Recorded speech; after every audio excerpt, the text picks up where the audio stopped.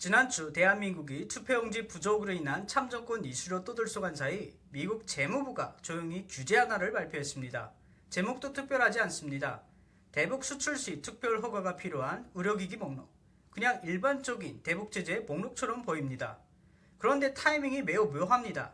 바로 이 목록 발표가 있기 3일 전 어영훈 제주도지사가 북한에 물품을 보냈다는 뉴스가 나왔거든요. 한라봉 묘목, 비닐하우스 자재, 소나무 재선 측량, 그리고 신장 투석기 다 합쳐서 1억 6천만원, 약 10만 달러 칩니다. 인도주의적 지원이라면 그럴 수도 있는 물품들입니다. 그런데 이 사건, 미국 제재 전문가와 정보 분석가들의 눈으로 보면 전혀 다른 그림이 나옵니다. 컨테이너 한 대 분량의 물품이 유엔 안보리 결의와 미국 재무부의 제재망, 그리고 미국 독자제재 대상으로 거론되는 대남공작원 한 명과 엮이는 순간 미국의 국가 안보 사안으로 전푸하게 됩니다.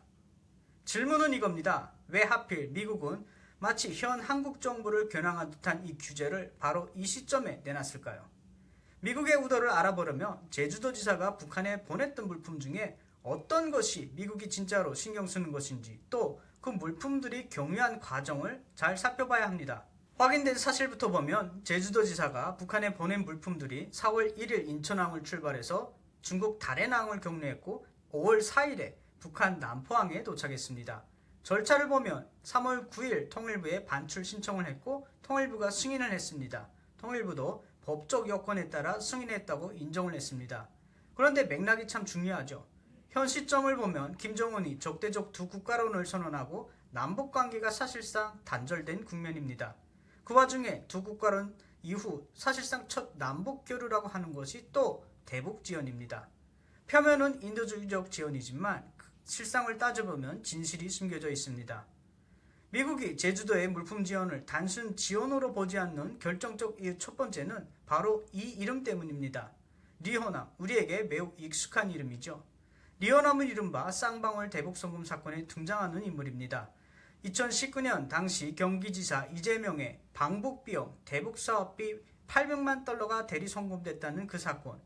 단순 북한의 외교 담당자가 아니라 대북송금 사건의 사법 절차에서 핵심 증인급으로 거론되는 인물입니다.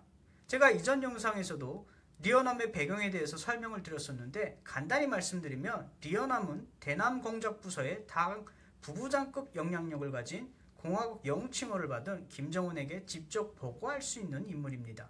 그런 사람이 왜 묘목 몇 줄을 받고자 움직였을까요? 언론 보도에 따르면 어영훈 지사가 2월 말 베이징의 건국 호텔에서 대남공작원 출신으로 알려진 리어남과 북측 인사를 만났습니다. 리어남은 자신을 유럽주재 참사관으로 소개를 했다고 했는데 리어남은 과거에도 2006년 10월에 전 충남지사 안희정과의 비밀회동으로 한국 진보진영의 정치인들에게는 매우 유명한 사람입니다.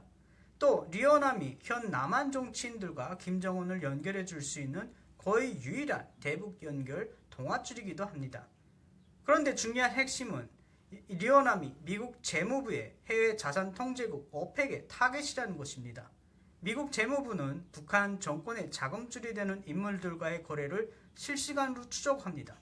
리어남은 2017년 9월에 미국의 독자제재 대상 Specially Designated Nationals라고 하는 독자제재 대상에 오른 인물이며 이미 미국 정부의 요주의 인물입니다. 어영훈 지사가 리어남을 따라 만나서 의료, 복지, 산림, 방제, 양돈, 관광 분야까지 협력을 확대하기로 한 것은 미국의 제재법상 북한 정권이나 지정된 제재 대상을 직간접적으로 지원하거나 도운 행위로 해석될 수가 있어 어영훈 지사 개인이나 제주도청 혹은 이 과정에 참여한 한국의 금융기관이 미국의 제재 명단에 오를 위험성을 내포하고 있습니다. 미국이 제주도의 지원을 단순 지원으로 보지 않는 두 번째 이유는 바로 신장 투석기 때문입니다. 작년 10월 김정은이 착공 5년 만에 평양 종합병원을 준공했습니다. 그가 내가 정말 제일 하고 싶었던 일이라고 했을 만큼 수건 사업이었죠. 그런데 문제가 있었습니다. 건물은 올렸는데 정작 안을 채울 현대적 의료 장비를 구하지 못한 것입니다. 실제로 김정은 본인이 준공식에서 보건 부분 인프라가 다른 어느 인프라보다 취약하고 그 중에서도 병원 시설이 가장 뒤떨어졌다라고 토로할 만큼 시찰 사진에도 의료 장비가 보이지 않았었습니다. 한국 통일부조차 개원을 하려면 외부에서 장비와 기술을 들어와야 할 것이다로 평가를 했습니다. 그런데 대북 제재 때문에 고급 의료기기를 정상 루트로 조달할 수가 없는 것이죠. 여기서 합리적인 추론이 가능해집니다. 베이징의 그 만남에서 북측 리어남이 제주도 지사에게 신장 투석기를 요청한 건 바로 김정은에게 기쁨을 드리려는 것, 또 남한 정치인들이 김정은의 환심을 사기 위한 시도로 읽혀질 수가 있습니다.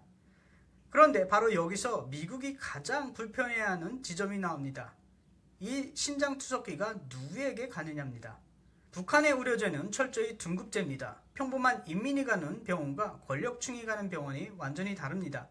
김씨 일가와 당 비서급 간부 전용인 봉화진료소, 차관급 이상 간부들 전용 병원인 남산병원, 평양 시민들만 이용 가능한 김만일병원, 이런 식으로 갈 수 있는 병원의 급이 나눕니다. 물론 북한은 무상의료 치료를 선전하지만 진작에 무상의료 시스템은 붕괴되고 의사에게 뇌물을 주고 치료약과 치료 장비를 구할 수 있어야만 일반 주민들은 치료를 받을 수가 있습니다. 핵심은 이겁니다. 미국은 새 평양 종합병원의 고급 장비가 일반 주민이 아니라 사실상 고위층, 김씨 패밀리 전용으로 쓸 가능성이 크다고 보는 것입니다. 그렇다면 미국 시각에서는 이건 더 이상 인도적 지원이 아닌 바로 북한 핵심층에게 돌아가는 사치품에 가까운 성격을 띠는 것이죠. 유엔 제재가 사치품의 대북 반입을 금지하는 이유, 인도주의적 면제가 주민을 위한다는 전제 위에서 있다는 점을 떠올리면 최종 사연자가 특권층으로 특정되는 순간 인도주의적 지원이라는 명분 자체가 흔들리게 됩니다.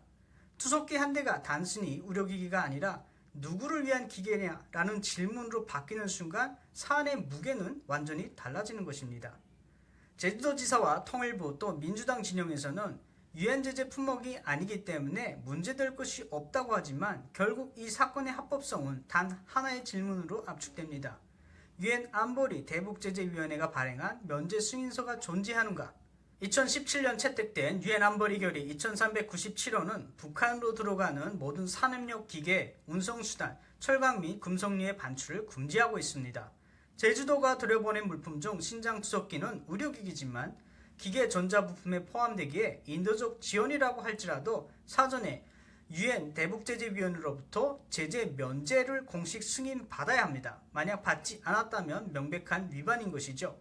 통일부의 국내 승인과 유엔 면제는 완전히 별개의 사안입니다. 통일부 도장이 유엔 절차를 면제해주지는 않습니다.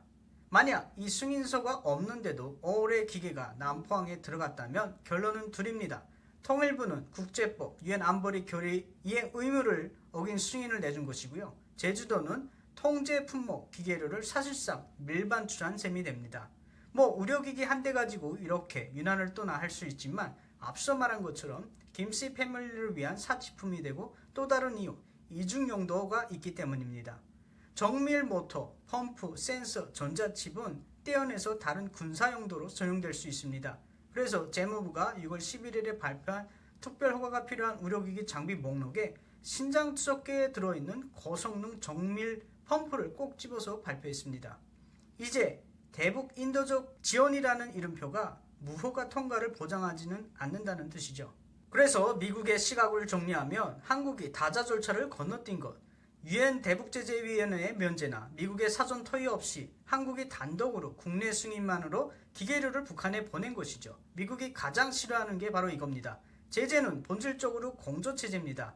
한 동맹이 우리는 인도적으로 할 테니 알아서 보낸다. 절차를 의뢰하기 시작하면 인도적 일반 허가라는 통로가 제재 전체에 구멍이 됩니다. 새 의료기기 목록은 바로 그 구멍을 좁히고 한국에 경고망동하지 말라는 메시지로 읽힐 수가 있습니다. 둘째는 제재 대상과의 접촉입니다. 리어남이 미국의 독자 제재 대상에 오른 인물인 만큼 미국 재무부의 관점에서 본다면 한국 통일부의 승인 여부는 고려 대상이 아닙니다. 중요한 건 미국의 법상 독자 제재 명단에 등재된 인물에게 물질적 지원, 물품, 서비스를 직간접적으로 제공하는 모든 행위는 보낸 물품이 단돈 1달러짜리 비닐이든 뭐뭐이든 상관없이 세컨더리 보이콧, 제3자 제재 요건을 충족합니다. 즉 물품의 종류와 관계없이 리어남의 선을 거쳤다는 사실만으로도 사실상 미국의 제재망에 걸려들 수 있습니다. 여기에 유입 경로도 문제가 있습니다. 인천, 다롄, 남포 이런 3국의 환적 경로가 있다면 일반적으로 미국 재무부나 유엔은 대금 결제은행, 물류 대리점, 중개상을 추적할 수 있습니다. 미국 달러나 미국 금융망, 연계은행이 1달러도 거쳤다면 그 기관까지 대북제재 사정권에 들 수 있는 것입니다. 여기서부터는 제 개인적인 견해입니다. 저는 이렇게 봅니다. 그동안 한국 정부, 특히 진보 진영 정부가 추진한 대북 성금과 지원의 상당수를 미국이 몰라서 넘긴 게 아니라고 봅니다. 동맹에 대한 예우 차원에서 알면서도 눈 감아준 측면이 많다고 생각을 합니다. 그런데 그게 반복 누적되고 결국 미국이 실행하고 있는 대북 제재 전체에 금이 갑니다. 제재의 본질은 공조이고 우리가 모두 지킬 때만 가장 강력히 작동됩니다. 가장 큰 구멍은 물론 중국과 러시아라고 볼 수 있죠.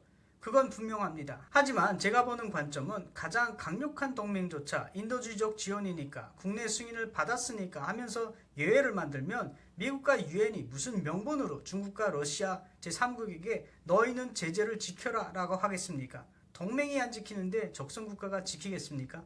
저는 지난주에 그 의료기기 목록이 어쩌면 미국이 이재명 정부에게 보내는 점잖은 경고장이라고 봅니다.